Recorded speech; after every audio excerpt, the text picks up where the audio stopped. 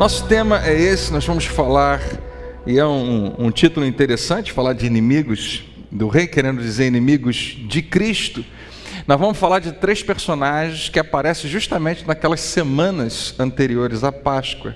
As semanas anteriores à crucificação de Jesus, ele interage com um grupo grande de pessoas, mas algumas dessas pessoas são bem marcantes naqueles últimos dias, naquelas últimas semanas. E a gente vai perceber pelo menos esses 3 que são antagonistas a Jesus. Cada um deles tem uma visão, um propósito, uma direção. E existe um pouco deles em cada um de nós. A gente quer falar um pouco sobre isso, para que a gente fique alerta, fique atento, cresça espiritualmente. Mas antes de entrar no assunto, eu coloquei um vídeo para ilustrar para você um princípio bem interessante, bem importante sobre o que nós dizemos e o que nós realmente fazemos. Embora esse vídeo que você acabou de ver de apresentação seja bem dramático, esse agora vai ser um pouco mais cômico, mas vai ser interessante você observar também. Vamos lá então? Jean-François Gravelet, melhor conhecido como Blondin, foi um famoso equilibrista do século XIX. Talvez fosse mais conhecido por suas muitas travessias em uma corda bamba de 335 metros de comprimento, suspensa cerca de 50 metros acima das cataratas do Niágara. Seu ato era assistido por grandes multidões e começava com uma relativamente simples passagem, usando uma vara de equilíbrio. Em algum momento, ele jogava fora a vara e fazia coisas impressionantes. Numa ocasião, ele atravessou a corda usando pernas de pau. Em outra, com os olhos vendados. E numa outra vez, ele parou no meio do caminho para preparar e comer um omelete. Em 1860, uma comitiva real da Inglaterra veio assistir Blondin. Depois de suas travessias de costume, ele passou com um carrinho de mão de um lado para o outro para delírio da multidão. Em seguida, ele colocou um saco de batatas no carrinho de mão e atravessou. A multidão aplaudia ainda mais alto. Então ele se aproximou da comitiva real e perguntou ao duque de Newcastle: "Você acredita que eu poderia carregar um homem pela corda bamba nesse carrinho de mão?" "Ah, eu acredito", exclamou o nobre. "Ah, é? Então sobe." A multidão ficou em silêncio, mas o duque de Newcastle não teve coragem de aceitar o desafio. "Há mais alguém aqui que acredita que eu poderia fazê-lo?" perguntou Blondin. Mas ninguém respondeu. De repente, uma senhora idosa saiu da multidão e subiu no carrinho. Blondin a levou por todo o caminho e de volta. A senhora era a mãe de Blondin. Ela era a única pessoa disposta a colocar sua vida nas mãos dele.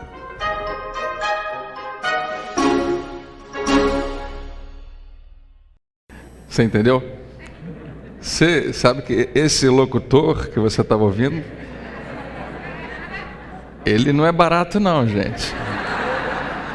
E a gente pediu ao pastor Cláudio, eu gosto muito da voz dele, narrando. Só que no nosso som, às vezes, você talvez não tenha entendido tudo, mas eu acho que ficou clara a mensagem. Na verdade, essa é uma história real, isso realmente aconteceu, embora tenha sido hoje apresentado para você dessa maneira cômica.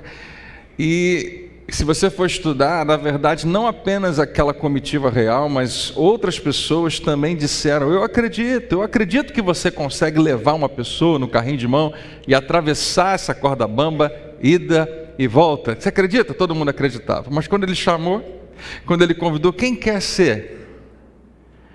Ninguém foi, a não ser, aparentemente, a mãe dele, né? Esse é uma mãe que confia no filho. Quantos aqui tem uma mãe que confia em você desse jeito? Não, é melhor não levantar a mão, não. Ela realmente deixou a vida dela, né, nas mãos dele. A maneira como eu coloco isso para você é o seguinte: uma coisa é acreditar em Deus, ou então dizer que você acredita em Deus, ou sentir que você acredita em Deus. Outra coisa diferente é manifestar a nossa real confiança nele. Dizer que você acredita, mas realmente manifestar a confiança. São 2 coisas diferentes. Essa história ilustra um pouco isso. E a nossa vida frequentemente ilustra isso também. Nós somos conhecidos como o povo cristão, como um povo que não tem dificuldade de professar a sua fé, mas muitos de nós vão revelar dificuldades em realmente expressar a nossa fé. Não apenas de boca, mas de fato e de verdade. Isso funciona para muita coisa na nossa vida e funciona também para outros aspectos. Uma das questões do cristianismo, que são talvez a maior luta que a gente enfrenta, é porque nós precisamos crescer e aprender a viver uma vida cristã que não acontece da noite para o dia. Então, não é incomum pessoas aparentemente serem santas e espiritualmente saudáveis dentro da igreja, mas não necessariamente assim do lado de fora. O que faz com que o mundo, olhe para nós e eles têm uma palavra para isso. Quando você fala que você acredita em algo, que você confia e que você sabe que tem que ser daquele jeito, mas na hora de agir, age de uma outra maneira, é uma expressão que você vai encontrar na palavra de Deus que revela exatamente isso. E é uma expressão que a gente não gosta nem um pouco, ninguém gostaria de ser chamado de hipócrita, mas a expressão é exatamente essa. Nós, cristãos, que dizemos confiar no nosso Deus, frequentemente resistimos a Ele. Frequentemente nos encontramos lutando contra Ele. Eu sei que essa é uma expressão forte, mas é verdade. E se você for honesto, você vai lembrar que talvez hoje, em algum momento essa semana ou nos últimos dias, você se viu num cabo de guerra com Deus. Ele puxando de um lado, você puxando do outro, e Ele te dizendo: filho, é assim que eu quero para você, e você dizendo do outro lado: mas eu quero muito desse outro jeito. Não é incomum. E se você, vamos ver quantas pessoas que não mentem dentro da igreja vão concordar comigo. Quantos já passaram uma situação assim? Onde eu já várias vezes, quase todo mundo, que bom, é isso aí, não se deve mentir na igreja, glória a Deus.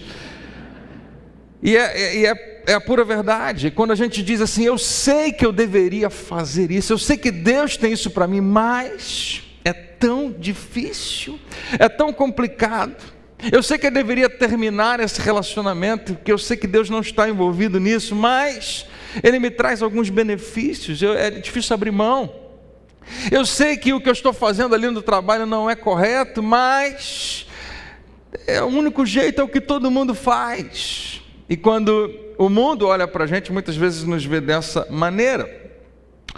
E se você está nos ouvindo hoje e você não é um cristão, talvez você diga: é isso mesmo. Mas deixa eu falar uma coisa para você, você que nos ouve e ainda não é um cristão, ou não pretende ser.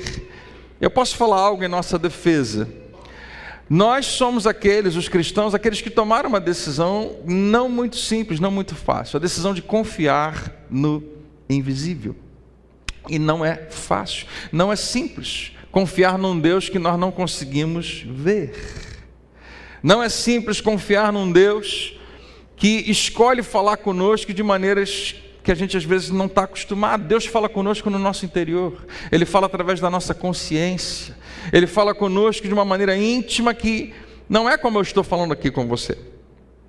Deus fala conosco através de uma literatura antiga, que é o que nós chamamos da Bíblia, a palavra de Deus, escrita milhares e milhares de anos atrás. A maneira como Ele escolheu se comunicar conosco. Então, em nossa defesa, não é tão fácil, não é tão simples confiar, e todo dia confiar, e sempre confiar, e continuar confiando num Deus que não podemos ver. Ainda assim, essa é uma escolha que nós fizemos. Você está aqui hoje porque você fez essa escolha de confiar num Deus invisível. E se é o seu caso, diga amém. Nas semanas anteriores à crucificação de Jesus, existem esses 3 homens que cruzam o caminho e a história de Jesus, e cada um deles tem a sua própria história, tem a sua própria bagagem, e tem as suas próprias intenções em relação a Jesus. Eles lidam com Jesus com um plano. Eles acreditam que Jesus deve fazer algo. Eles acreditam que Jesus precisava seguir um certo caminho. Eles mesmos tinham traçado planos para Jesus.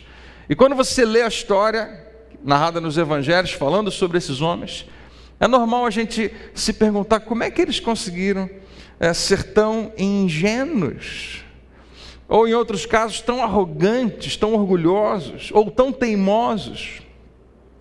E você vai ver essas forças em funcionamento na vida desses homens. Ingenuidade, possivelmente, teimosia, arrogância.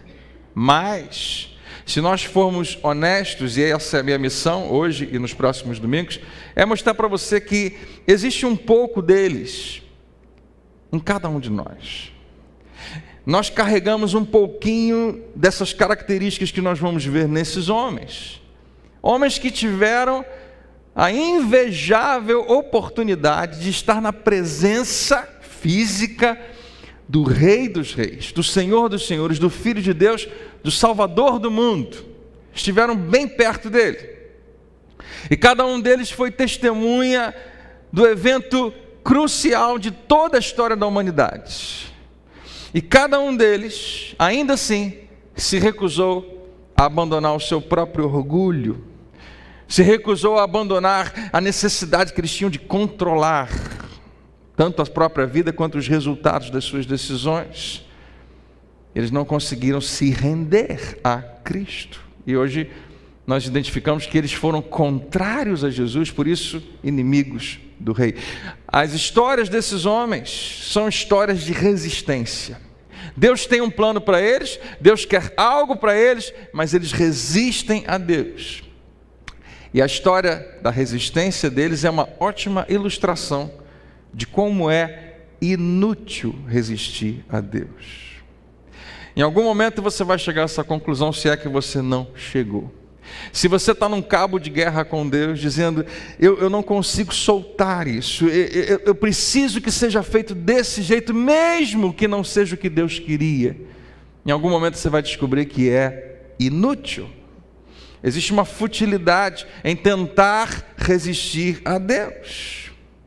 No final, cada um desses homens que a gente vai ler hoje deixa esse legado que ressalta essa verdade, que eles lutaram tanto para aceitar a verdade de que Deus realmente está no controle, que Deus realmente é um Deus soberano e a vontade dele será feita.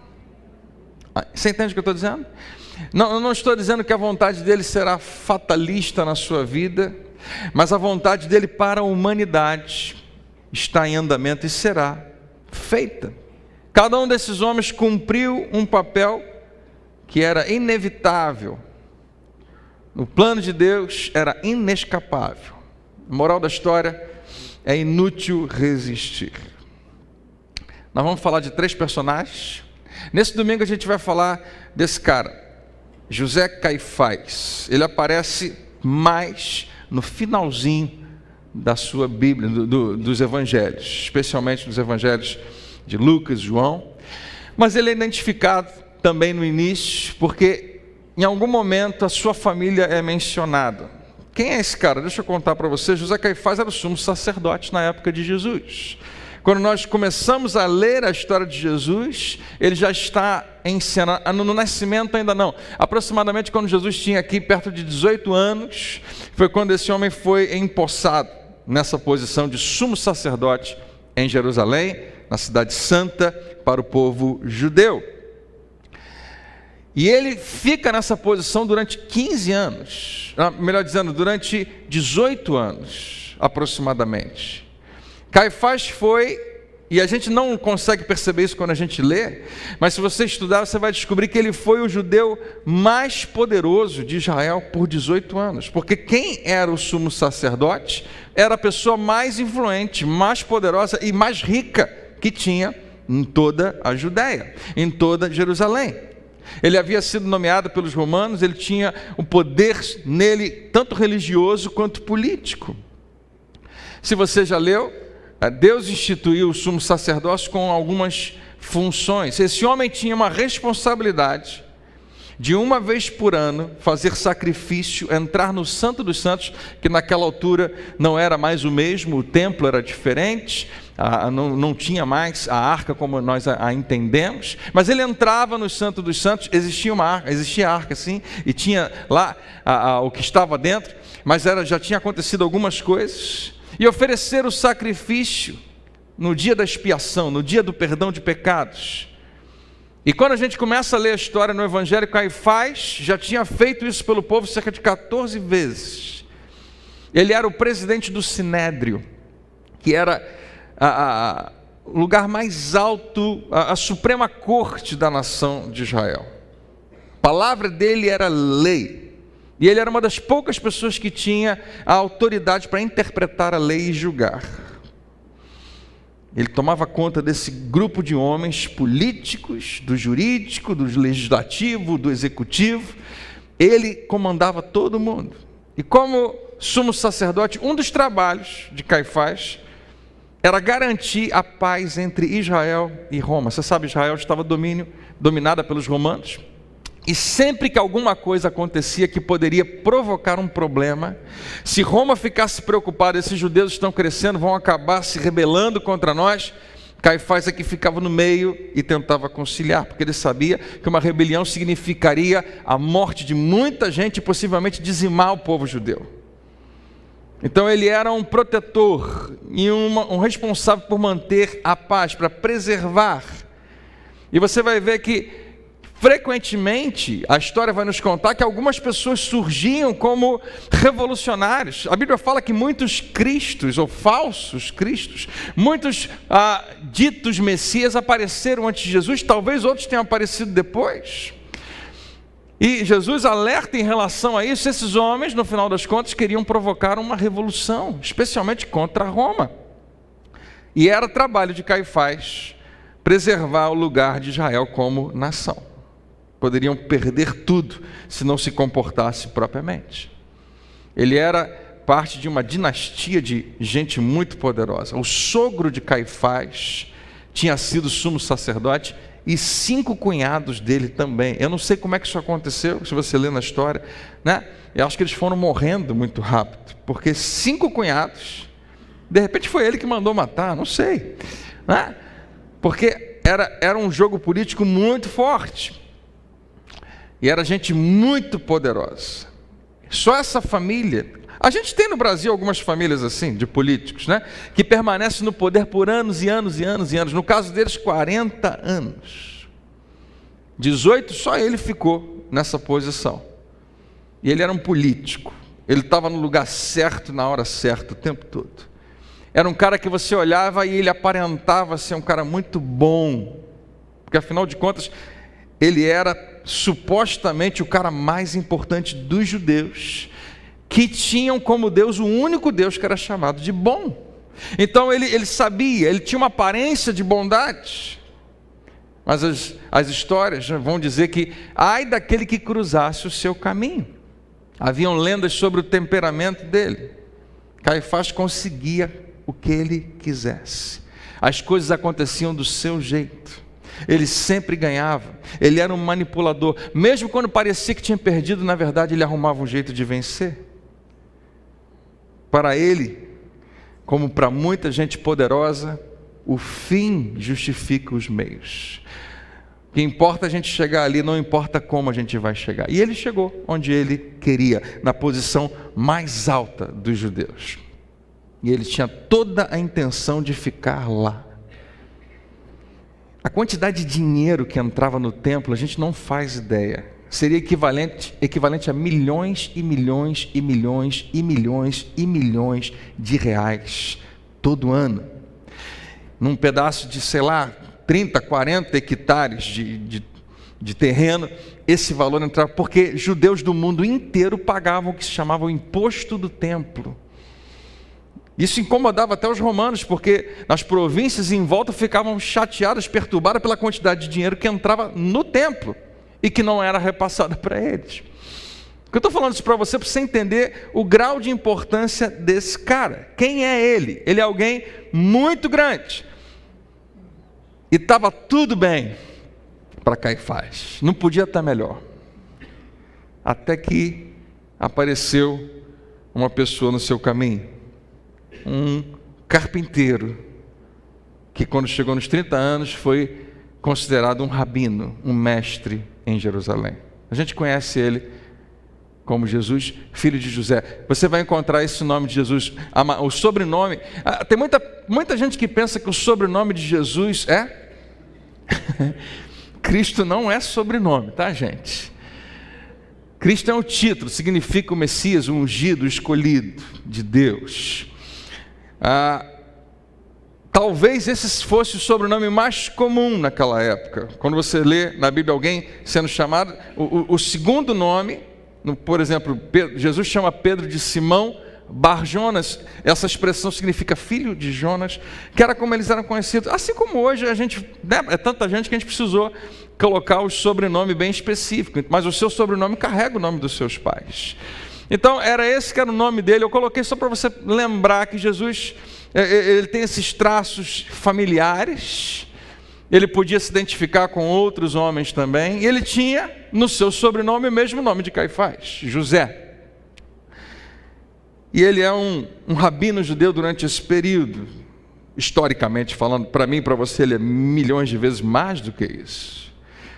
E quando Jesus entra em cena, quando Jesus aparece nas páginas da história, Caifás demora um pouco para identificar o que está acontecendo, mas depois de algum tempo, existem algumas coisas que Jesus revela que deixa ele muito preocupado e deixa os judeus, as autoridades dos religiosos muito preocupados. E a gente vai entender exatamente por que isso. O que deixava Caifás e os seus líderes muito desesperados com Jesus não era o ensino de Jesus. Já tinha aparecido gente ensinando todo tipo de doideira. Jesus trazia algo que era revolucionário, mas a preocupação deles não era essa. A preocupação deles é o quanto que Jesus estava influenciando pessoas. Porque você vai encontrar na sua Bíblia o tempo todo algo que nós lemos muito rápido, mas para eles era muito incomum. Jesus, e esse era o grande problema para Caifás, ele atraía multidões. Se você for ver, eu não sei exatamente quantos capítulos tem agora cada um dos evangelhos, depois você pode ver, mas a palavra multidão aparece em Mateus 34 vezes.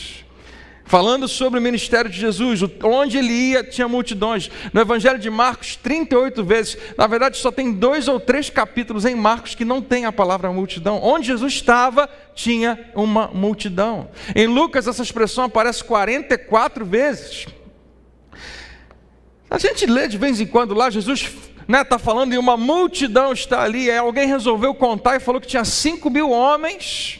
na época no momento da multiplicação dos pães e peixes, sem contar mulheres e crianças. Se deram o trabalho de contar, porque Jesus, num determinado momento, pede para separar em grupos, lembra? De 50 e 100 pessoas, deve ter sido ali, que alguém resolveu contar. Mas não era incomum. E se você quiser ser econômico e dizer, pastor, será que isso tudo de gente? No mínimo, centenas ou milhares, ou até mais ainda, de pessoas sempre estavam envolvendo Jesus. E isso era um problema para os religiosos. Porque Jesus, quando ele falava, ele atraía muita gente. Quando ele fazia o que ele fazia, ele atraía muita gente. E uma multidão que amanhã aparece de novo seguindo a mesma pessoa e depois de amanhã outra vez, poderia significar em algum momento uma rebelião. Poderia significar em algum momento uma insurreição, uma sedição. Poderia significar uma guerra civil.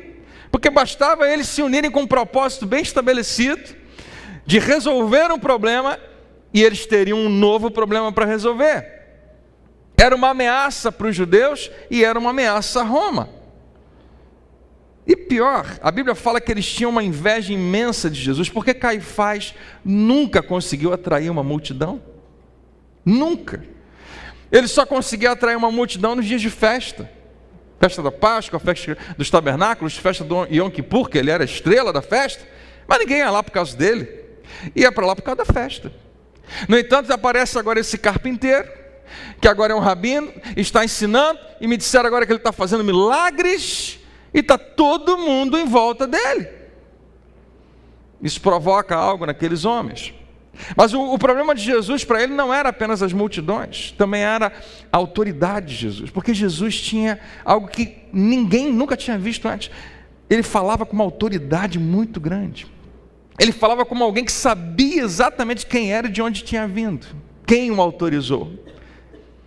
A Bíblia fala que E as pessoas ficavam impressionadas pela autoridade com que ele falava, que era diferente dos outros professores, dos outros mestres, que ensinavam, mas não tinha aquela autoridade. Você lembra daquele episódio quando Jesus entra no templo e derruba tudo, quebra as mesas, expulsa os cambistas? O que ele está fazendo ali? Ele está limpando a casa, ele dá uma palavra no final. Quando os homens enviados por Caifás chegam para interpelar Jesus, eles não perguntam: o que você pensa que você está fazendo? Eles fazem a pergunta certinha: quem você pensa que é? Com que autoridade você faz isso? Quem você acha que é para poder fazer o que você está fazendo? Isso aqui não é seu território. Essa era a questão que incomodava muito. Jesus agia e falava com uma autoridade excepcional. E por fim, um dos grandes problemas que Jesus trazia para os religiosos é que ele era extremamente crítico em relação a eles. Leia os evangelhos, você tem que ler, você vai ver, Jesus não poupava palavras para falar dos fariseus, dos escribas, dos sacerdotes.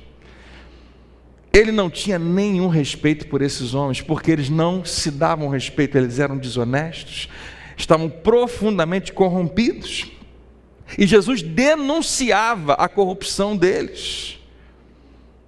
E isso deixava eles muito irritados. Se você quiser ver Jesus dando uma bronca grande nessa turma, não precisa fazer isso agora, mas depois você lê Mateus 23.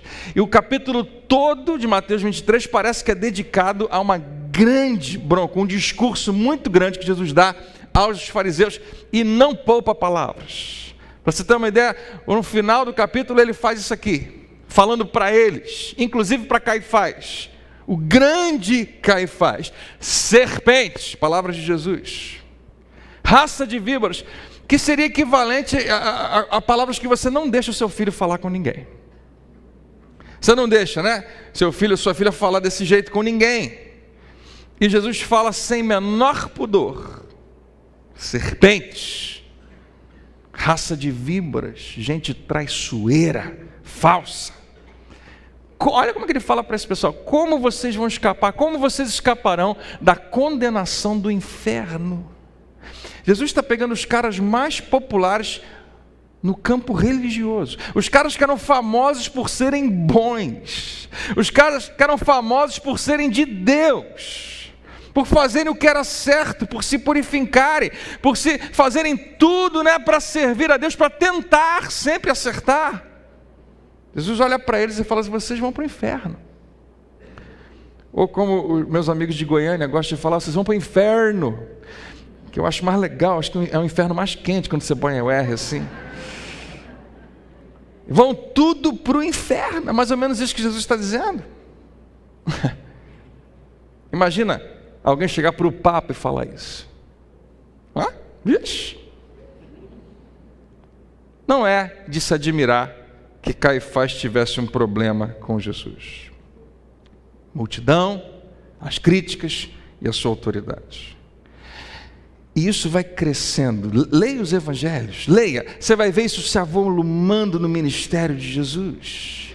O tempo todo isso vai ficando cada vez mais forte. As críticas vão aumentando, a autoridade vai sendo mais percebida. As multidões não param de crescer até que chega no limite. A gota d'água. Um momento onde não dá mais para ficar do mesmo jeito. E a gota d'água não foi algo que Jesus falou que deixou os religiosos irritados.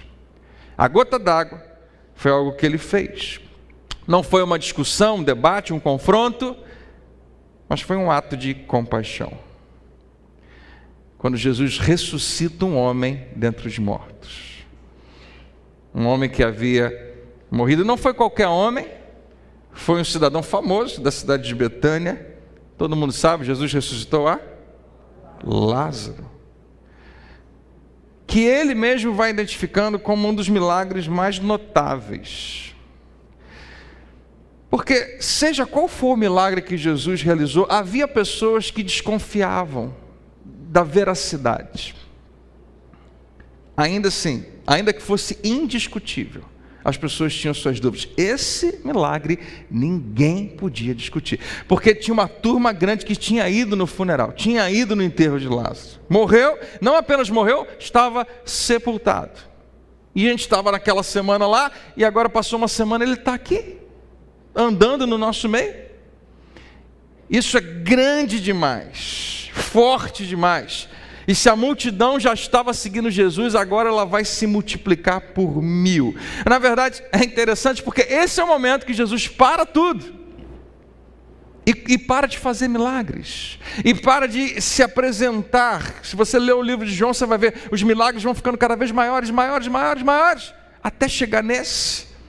Um homem que está morto há 4 dias. Não morreu agora, morreu 4 dias atrás, foi sepultado.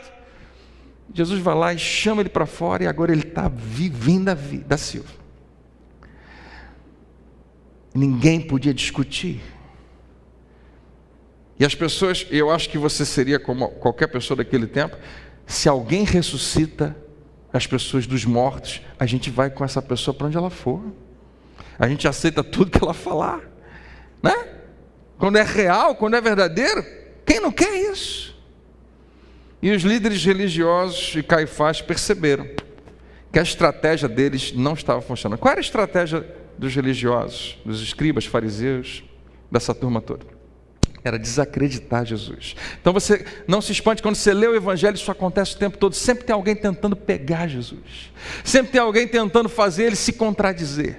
Sempre tem alguém dando uma pergunta para ver como é que ele vai responder, porque já tem uma ótima resposta aqui para ele. E nunca conseguem. Isso acontece o tempo todo. Eles vão com um plano muito bem elaborado. Pega uma mulher flagrada em adultério, leva até Jesus, tudo que você puder imaginar, as perguntas mais doidas. Jesus, e aí, como é que você fala? O que você responde? E Jesus dava uma resposta que era um tapa na cara deles. A multidão, Jesus, Jesus, Jesus. Eles saíam com cara de bobo. E eles perceberam, não está funcionando. Por que eles tinham essa intenção de desacreditar Jesus? Porque fazendo assim eles dividiam a multidão. Esse era o segredo. A gente precisa diminuir essa quantidade de gente que está perto dele. Uma vez que a gente conseguir separar Jesus da multidão, fica mais fácil resolver.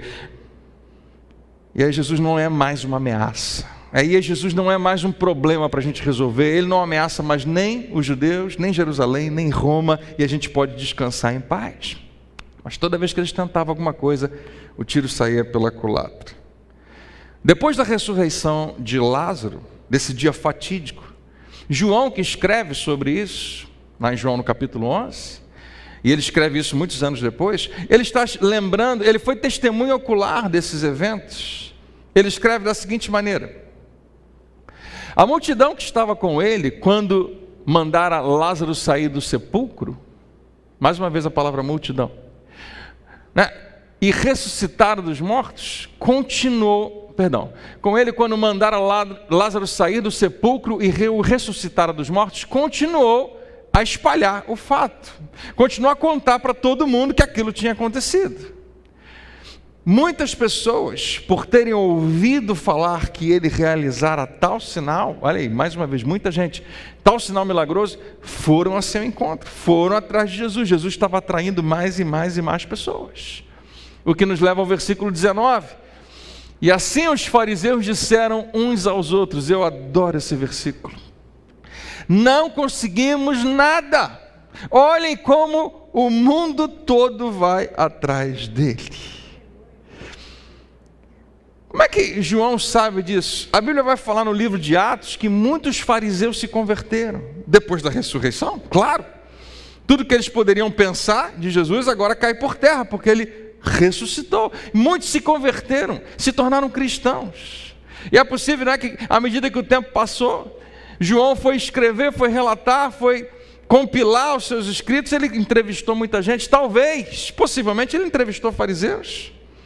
E eles devem ter falado: João, você não vai acreditar, naquele dia da ressurreição de Lázaro, a gente entrou em pânico, a gente não sabia o que fazer. E eles devem ter contado para João como é que foi essa reunião. A gente juntou gente que nunca se deu bem, mas todo mundo resolveu se juntar com um propósito. O que a gente vai fazer? E eu lembro da gente falar isso. Ele fala, não conseguimos nada, olha como o mundo todo vai atrás deles. Eles devem ter dado uma boa risada junto com João, olha só. E eles não faziam a menor ideia. Porque o mundo todo que eles estão falando aqui, na verdade, era o mundo todo que eles conseguiam ver, que era na Judéia. Eles nem imaginavam que em 2019, 1/3 do nosso planeta declara que Jesus Cristo é o Senhor. Bilhões de pessoas. Eles não faziam a menor ideia do que estava começando naqueles dias. E esses homens, tanto os sacerdotes quanto os fariseus, essa turma toda, se sentiram tão ameaçados com esse último milagre de Jesus, que eles decidiram que não era mais suficiente tentar só desacreditar Jesus. Quando Jesus ressuscitou a Lázaro, os líderes religiosos agora não podiam mais esconder as suas intenções. Que o problema deles não era a teologia, o problema deles não era o discurso de Jesus e os seus ensinos. Durante muito tempo eles conseguiram disfarçar, mas agora eles vão dizer o que é a verdade. Não era nada disso que os incomodava. O que incomodava era o sucesso de Jesus, a popularidade de Jesus. Eles estavam perdendo terreno, eles estavam perdendo aquilo que eles tinham trabalhado tanto tempo para conquistar. E é aí que nós entramos nessa história.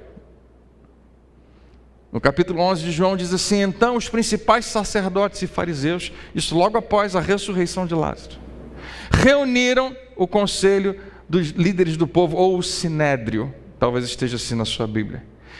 Para mim e para você isso aqui não significa quase nada, mas juntar os sacerdotes e os fariseus, na verdade tem 3 grupos aqui, de gente que nunca poderia andar junto porque discordava em tudo, mas eles resolveram se reunir em concordância por um propósito. Era a preocupação que eles tinham com esse movimento que estava crescendo a partir de Jesus. Como é que eu posso dizer? É como se a gente conseguisse que a esquerda e a direita, no Congresso e no Senado, junto com o Superior Tribunal, concordassem com uma coisa só. Era grande desse jeito. E a pergunta é assim: o que nós vamos fazer? Você vai perceber no discurso deles um orgulho, uma arrogância tão grande, como se eles tivessem controle do que está acontecendo, como se eles pudessem controlar os resultados. O que nós vamos fazer? Perguntavam uns aos outros. Nós estamos reunidos junto aqui, gente que nunca se deu bem, mas a gente precisa chegar a uma conclusão. O que nós vamos fazer? Por quê? Porque agora nós temos um fato tão marcante, tão real, que não dá para discutir, sem dúvida. Este homem realiza muitos sinais, culminando nesse, a ressurreição de um homem que estava morto há 4 dias, que ninguém discute, todo mundo sabe. Ele não ficou escondidinho lá, né, no sepulcro, fingindo que estava morto, todo mundo sabe que ele morreu. O que nós vamos fazer? E olha que eles continuam o discurso deles. Se permitirmos que continue assim, você percebe a arrogância? Como se eles controlam, a gente permite ou não permite. Se nós permitirmos que continue assim, logo todos crerão nele. O que a gente diria: é isso aí, essa é a ideia. A ideia é que todo mundo ouça falar de Jesus e creia nele, mas eles estão preocupados disso acontecer. Todos crerão nele e então o quê? Esses homens, eles precisam trabalhar dentro deles agora um conflito muito sério. E aqui que eu queria que você entendesse como isso pode ter uma relação com você. Esses homens sabiam no fundo, o que eles deveriam fazer. Mas eles tinham muito a perder.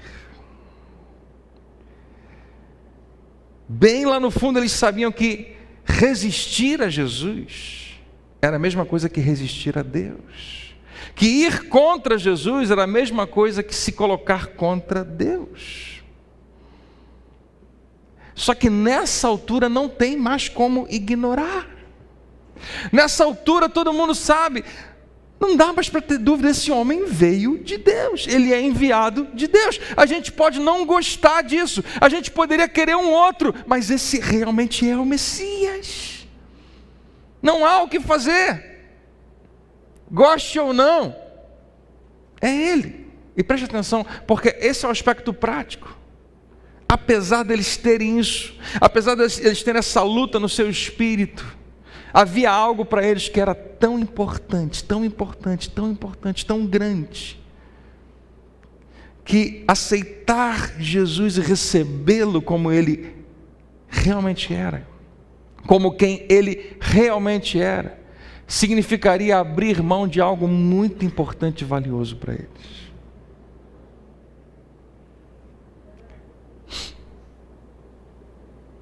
E eles teriam que abrir mão do seu poder, da sua influência, do seu status, da sua popularidade e das suas riquezas, se eles aceitassem Jesus. Em outras palavras, eles sabiam o que tinham que fazer, mas havia muito a perder. Se nós permitirmos que continue assim, ele fala, né, logo todos crerão nele, então o exército romano virá e destruirá o nosso templo e a nossa nação.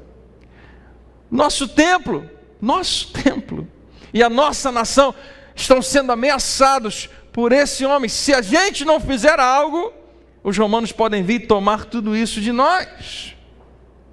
Para eles, pela visão deles, eles tinham muito a perder. Ouça, porque aqui estamos nós. Ouça, Jesus vai te custar alguma coisa, sim.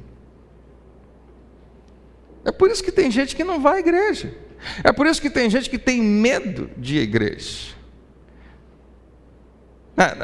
Eu tenho uma história diferente, mas eu consigo me identificar com os homens que pensam assim. A Rafa estava falando disso essa semana, que ela acha engraçado quando o marido deixa a esposa na igreja e vai para casa, vai fazer outra coisa. Como é que funciona a cabeça, né? Por que né, é bom para ela, mas não é bom para mim? Na verdade, homens pensam no sacrifício que vão ter que fazer. Se eu for à igreja com a minha esposa, eu vou perder o meu domingo. E eu curto meu café com jornal. E depois que eu for para a igreja, vão começar a pedir coisa para mim, vão pedir meu dinheiro, vão pedir o meu tempo, vão querer que eu me envolva. Adoro quando o pastor fala essa coisa. Por que você não se envolve? Mas eu não quero me envolver, pastor, me deixa em paz. Vai pedir para fazer isso, para fazer aquilo, para entrar no ministério, para fazer uma classe, para começar no PG. Vai começar a me pedir coisas. Vai me custar alguma coisa. Então, não sei se eu quero que minha esposa vá, não sei se eu quero que ela vá levar os meus filhos, porque eles vão gostar. E se eles gostarem, vão querer que eu vá também. É por isso que você que é jovem, né, você tem uma briga no seu interior que você pensa, se eu frequentar a Kairos, a Viva, o ministério, eu vou ter que abraçar um estilo de vida que eu não sei se eu queria nesse momento. Se você é solteiro, talvez você tenha uma crise com isso. Eu não posso primeiro viver a minha vida, e quando eu for casar, eu penso nesse negócio de Jesus. Porque se eu for para a igreja solteiro, eu quando for namorar, vou ter que namorar gente crente. E André, você sabe que é difícil, eu queria namorar uma super moda. Você já viu uma top moda na igreja? As mulheres vão falar a mesma coisa, né? Eu só estou falando que as pessoas falam para mim, não sou eu que penso assim. Então, será que eu não posso? Então, você entende? As decisões que as pessoas tomam e os medos que as pessoas têm, que não é normal. Talvez você tenha tido, hoje você não tem mais, mas é normal, é mais normal do que você pensa. E se a gente for muito honesto, a gente sabe o que tem que fazer, mas vai me custar, o preço pode ser muito alto. Se permitirmos que continue assim, logo todos crerão nele. Já pensou todo mundo crendo nele? Porque agora não vai frear mais. Ele acabou de ressuscitar um homem há 4 dias morto. Quando você ressuscita alguém, as pessoas vão fazer fila para te conhecer. O exército romano vai vir e vai nos tomar o que nós construímos com cuidado, e por tanto tempo. E é aqui que Caifás entra na história. Os filmes que retratam, eu acho muito interessante, uma dos Caifás que eu mais gostei até hoje foi interpretada pelo Anthony Quinn, velho pra caramba, deve ter morrido com certeza. O Anthony Quinn fez na série Jesus de Nazaré o papel de Caifás, e ele é muito bom naquele papel. E depois que todo mundo faz silêncio, porque quando ele abre a boca todo mundo tem que ficar quieto, ele é o sumo sacerdote, ele vai falar. E ele, o ator coloca muito bem palavras semelhantes a essas daqui. Quando Caifás entra em cena, é isso daqui. Caifás, o sumo sacerdote naquele ano disse: vocês não sabem o que estão dizendo. E ele continua: não percebem que é melhor para vocês? Melhor para vocês, homens poderosos, homens de influência, homens ricos da nossa nação, é melhor para vocês. E ele continua: que um homem morra. É melhor para vocês que um homem morra. E de repente eu acho que ele se pega no que ele está falando e ele completa: morra pelo povo. Não é por nós não. Morra pelo povo, em vez de que a nação inteira seja destruída. Vocês não percebem? Vocês não sabem nada. Vocês não entendem? Vocês não conseguem enxergar por cima a situação? A gente só precisa resolver um problema. A gente só precisa que esse homem, Jesus, que vocês estão tentando de tudo quanto é jeito desacreditar e não conseguem, a gente só precisa tirar ele do cenário. E é muito fácil fazer isso. E se isso acontecer, por mais que pareça algo que não é certo, nós temos que pensar no povo. Não é para a gente não é para o nosso bem-estar não, é para o bem-estar do povo. É melhor que um homem morra pelo povo. É melhor para vocês que um homem morra pelo povo em vez de toda a nação ser destruída. Não é tão complicado assim. Na verdade, Caifás diz o que aqueles homens não tiveram coragem de dizer. Ele sabe a autoridade que ele tem, a influência que ele tem, o poder que ele tem. E ele, com todas as palavras, afirma que Jesus deve morrer. Não é complicado. Nós nos livramos de um homem e o problema está resolvido. Não tem mais nada. A nação está salva. Nós somos os heróis, porque resolvemos esse problema. Quem está escrevendo isso é o apóstolo João, muitos anos depois, já está velho. E ele tem a memória de todos esses fatos, talvez tenha outros rabiscos, tenha conversado com muita gente. E eu acho que nessa hora era impossível para mim que João esteja escrevendo e não tenha vindo um sorriso no rosto dele. A impressão que eu tenho é que quando João lembrou disso na hora de escrever, ele deve ter achado graça. E ao mesmo tempo, deve ter ficado muito feliz em lembrar. Caifás fala: um homem morra pelo povo, por toda a nação.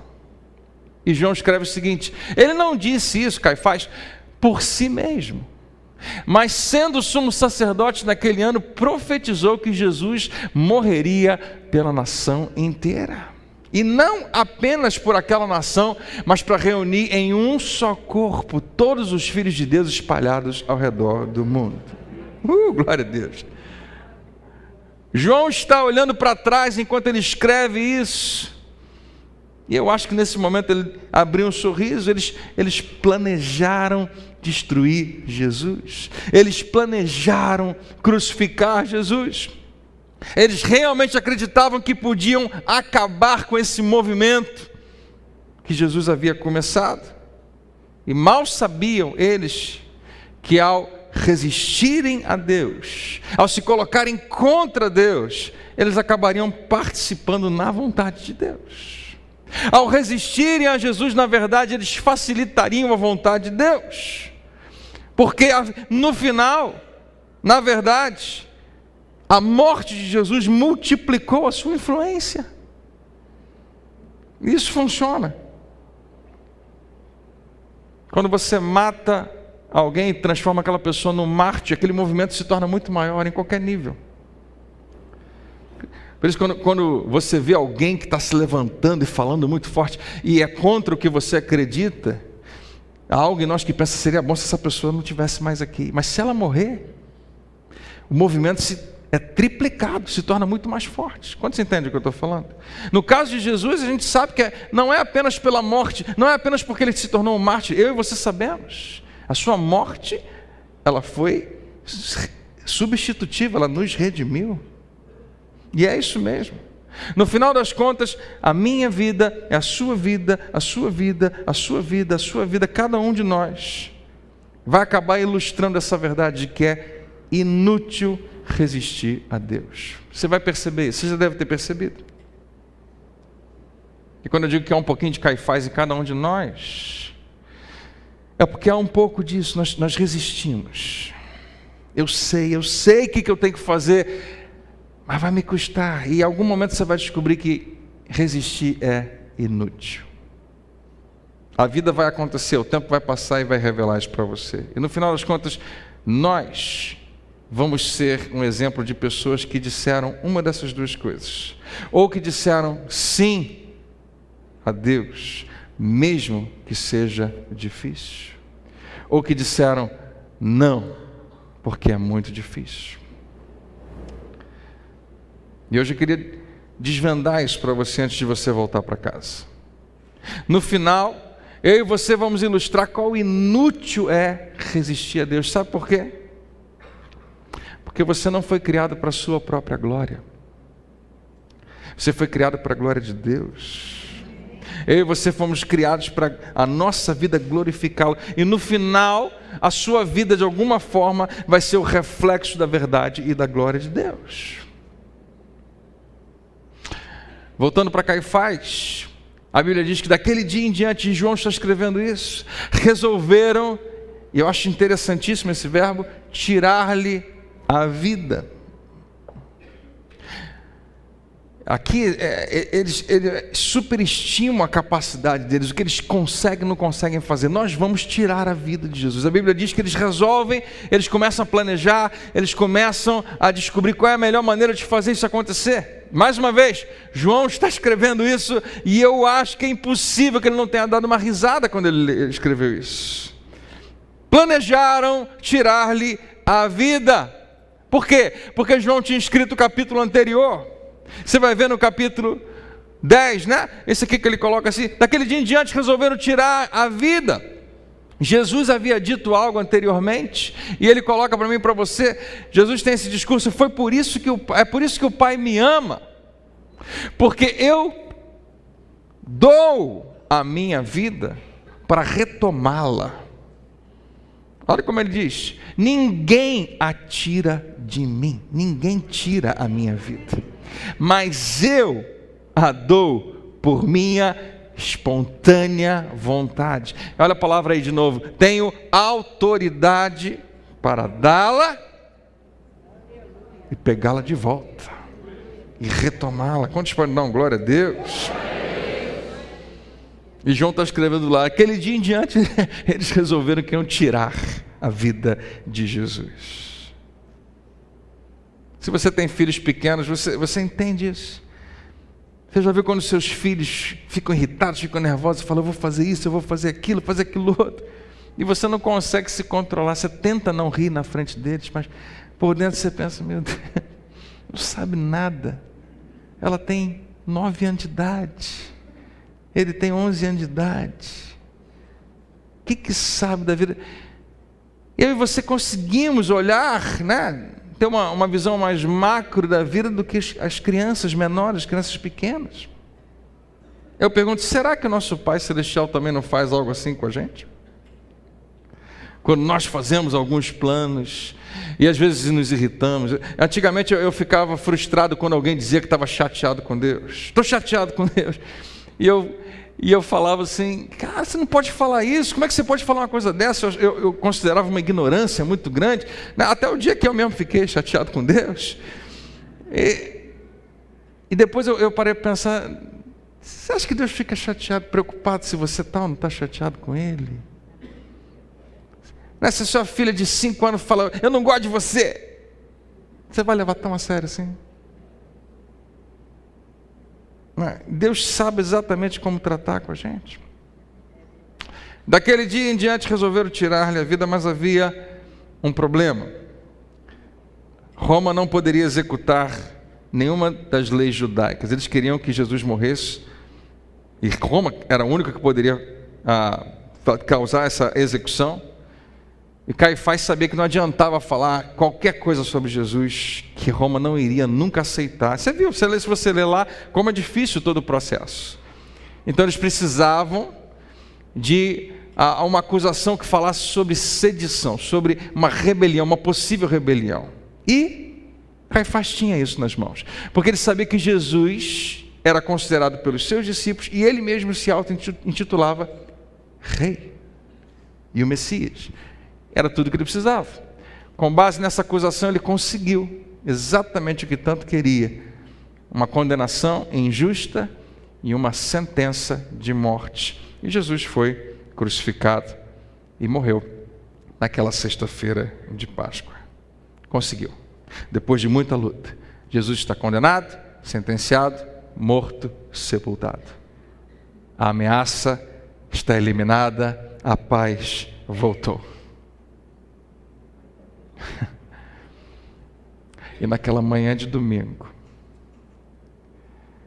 quando o sol nascia, logo depois da Páscoa, deve ter tido um barulho na frente da casa de Caifás, alguma comoção. Algumas pessoas vieram falar com ele, alguns dos seus assessores devem ter entrado na casa para informá-lo. Sumo sacerdote, o que aconteceu? O rabino nazareno que nós sepultamos na sexta-feira, o corpo dele sumiu. Como assim sumiu? Desapareceu. E alguns dias depois, várias pessoas na circunvizinhança relatam aparições públicas de Jesus. Eu vi, eu também vi, ele falou comigo, e todo mundo falando.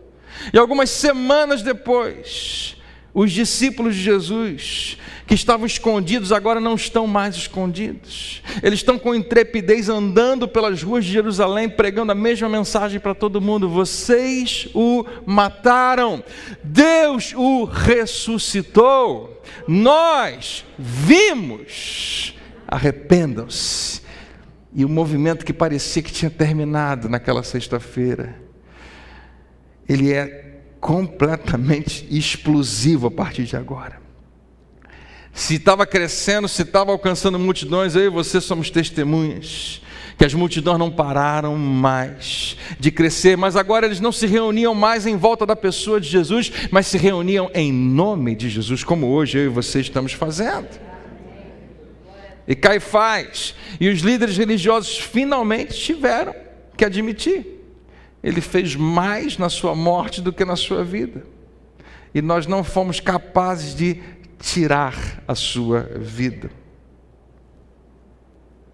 Anos mais tarde, Caifás perdeu o seu lugar, que ele tinha medo de perder. E os judeus perderam o seu templo. O general Tito entra na cidade, destrói a cidade e destrói todo o templo. E o judaísmo, como existia até então, não pôde mais existir, porque você não pode ter essa religião sem um templo. Teve que se inaugurar um novo tipo. E eles perderam a nação, assim como Jesus havia predito. E mais uma vez, homens poderosos que tentam resistir à vontade de Deus acabam se tornando apenas um detalhe na narrativa da história do Senhor Jesus. Que é inútil resistir a Deus. Você sabe por que eu e você conhecemos Caifás? Você sabe por que o nome dele é lembrado hoje? Não é por causa dele, não é por causa de nada que ele fez, é por causa do nosso Senhor Jesus. Caifás só é famoso e conhecido porque ele está escrito no meio da história do nosso Salvador. Era o sumo sacerdote, a pessoa mais importante que existia em toda a Judéia naquele tempo. Tratava junto com Pilatos, o governador da Judéia, e tantos outros. Eles se tornaram apenas uma notinha de rodapé na história do carpinteiro judeu, salvador do mundo. Aleluia. O que isso tem a ver comigo e com você? Tem tudo a ver. Porque embora eu e você nunca vamos querer admitir, há um pequeno Caifás em todos nós. Tem algo que eu e você queremos preservar a qualquer custo. Tem alguma coisa que a gente não quer abrir mão de jeito nenhum. E há uma pressão de preservar o que nós construímos, o que nós criamos, o que nós realizamos. E essas coisas têm o potencial de nos levar a extremos e até de nos autodestruirmos. E também acaba destruindo gente que está perto da gente. Homens sacrificam as suas famílias para manter um padrão de vida. Não é? Trabalha e faz negócios e entra em enrascadas. E a família só queria a presença dele. E ele tem uma ótima desculpa: eu estou querendo dar uma vida boa a vocês. Eu não posso abrir mão disso. Quem disse que Deus pediu isso a você? E quem disse que Ele não é poderoso para fazer muito mais do que o que você está tentando fazer? Jovens solteiros negociam a sua moralidade a fim de manter um relacionamento que traz prazer. Eu não posso abrir mão. Eu sei que Deus não queria isso para mim. Eu sei que Ele tem um outro plano. Mas se eu soltar, eu perco muito. E você em algum momento vai descobrir quão inútil isso é. Pessoas que abrem mão da ética para a sustentação do seu negócio. Honestidade é muito importante, mas eu consigo negociar. Mentimos para sustentar a nossa reputação, para não manchar a nossa imagem. Não é isso mesmo. O que Caifás tinha, nós temos um pouquinho, uma reputação. Você sabe a diferença de caráter e reputação? Caráter é quem você é de verdade, reputação é o que as pessoas acham de você. E a gente tem uma preocupação imensa de projetar a imagem correta. Não tenha dúvida, eu também tenho. De vez em quando eu abro meu coração aqui e conto uns pecados que eu cometo para você. De vez em quando eu abro meu coração aqui e falo da minha vulnerabilidade, como eu sou pequeno, como eu sou parecido com você, nas suas tentações, nas suas dificuldades, nos seus desafios. Eu sou um homem como qualquer outro homem, mas você acha que eu tenho coragem de falar tudo?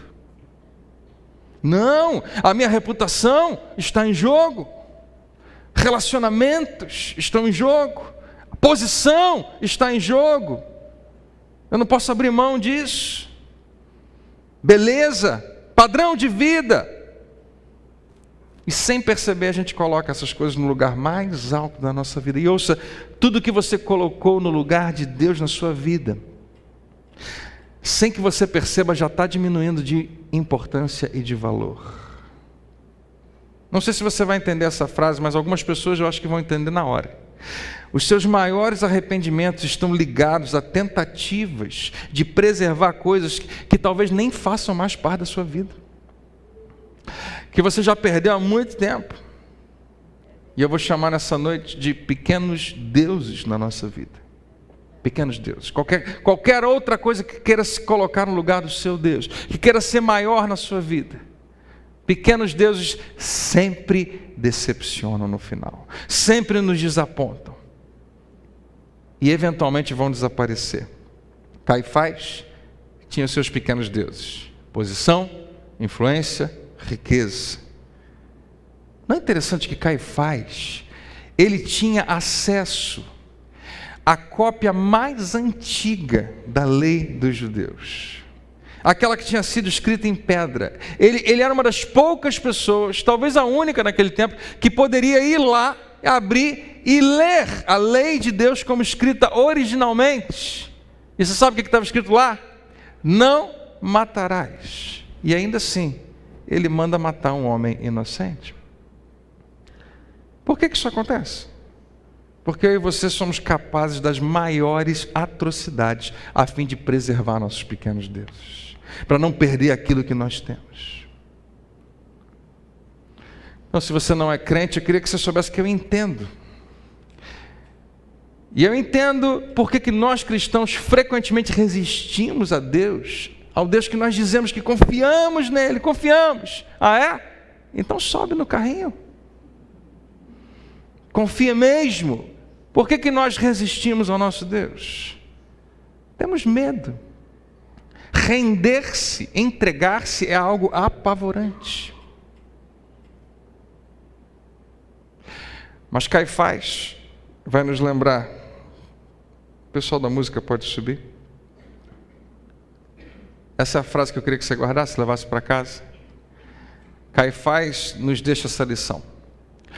Dizer sim a Deus vai lhe custar alguma coisa. No caso dele, aparentemente ia custar algo muito grande. Receber a Jesus como Messias. E ouça, os sacerdotes, os fariseus eram os responsáveis. A hora que o Messias aparecer, eles tinham que reconhecer. Ouça. Dizer sim a Deus vai lhe custar alguma coisa. Dizer não vai custar mais. Incluindo aquilo que você colocou no lugar de Deus. Incluindo aquilo que tem tanto valor para você. E você vai perder. Porque a vida faz isso. É inútil resistir a Deus. Quando eu mencionei aqui os desafios que um homem tem, que um jovem tem, que um solteiro tem, que uma mulher tem, a minha pergunta para você nessa noite é: o que você colocou no lugar de Deus? O que você está tentando preservar a todo custo? Sustentar de todo jeito? E Deus está pedindo para você render isso. O que você se vê de vez em quando fazendo uma oração que ninguém pode ouvir, só você? Dizendo: Senhor, me ajuda a manter isso, me ajuda a preservar isso. Ou o Senhor me ajuda, ou então sai do meu caminho, porque eu não posso abrir mão disso. Se você já encontrou isso, eu estou te apresentando ao seu pequeno Deus nessa noite, que está exigindo cada vez mais de você e te dando cada vez menos. Então, nossa oração nessa noite é que nós possamos enxergar. Eu não acho que seja nem um pouco fácil. Não é difícil falar disso. É difícil sair daqui de cima e praticar isso de verdade. Mas quem sabe, com o auxílio do Espírito Santo, cada um de nós pode identificar no que eu estou me agarrando, e porque eu estou me agarrando a isso, eu estou dizendo não a Deus. Pode ser um relacionamento, pode ser uma posição. Nós vivemos, infelizmente, numa realidade, numa sociedade, num país, onde nós acabamos acreditando que se alguém cresce na vida, possivelmente fez alguma coisa errada, possivelmente teve alguma coisa ilícita, possivelmente foi desonesto. Por que a gente pensa assim? Porque essas propostas estão toda hora na nossa frente. Cresça fácil, resolva rápido. Talvez seja alguém ou alguma coisa, uma circunstância, um lugar, um momento, seja o que for. Se você está pensando: o que eu vim fazer aqui hoje? Não era para ter vindo. Porque você está sendo confrontado e não queria. Eu queria te dizer que eu não tenho nada a ver com isso, não. Foi Deus que mandou falar. Mas eu creio que Ele é poderoso para falar ao nosso coração e nos ajudar a dar o próximo passo. Amém? Vamos orar? Feche seus olhos.